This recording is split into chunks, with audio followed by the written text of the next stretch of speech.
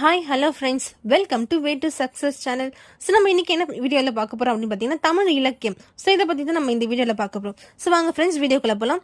சங்க இலக்கிய நூல்கள் ஏதோ அப்படி சொல்கிறோம் அப்படின்னு பார்த்தீங்கன்னா 8 தொகை மற்றும் 10 பாட்டு. ஸோ இது ரெண்டுமே தான் என்ன சங்க இலக்கிய நூல்கள். ஸோ 8 தொகை நூல்கள் என்னென்ன அப்படின்னு பார்க்கலாமா? நற்றிணை, ஐங்குறுநூறு, பரிபாடல், அகநானூறு, குறுந்தொகை, பதிற்று 10, கலித்தொகை, புறநானூறு. ஸோ இது எல்லாமே என்னது 8 தொகை நூல்கள்.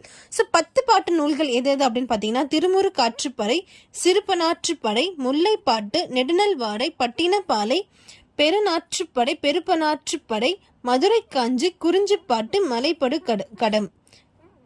ஸோ இது எல்லாமே என்னது 10 பாட்டு நூல்கள். ஓகேங்களா? ஸோ சங்க இலக்கிய நூல்கள் எதுன்னு கேட்டாங்கன்னா 8 தொகை மற்றும் 10 பாட்டு.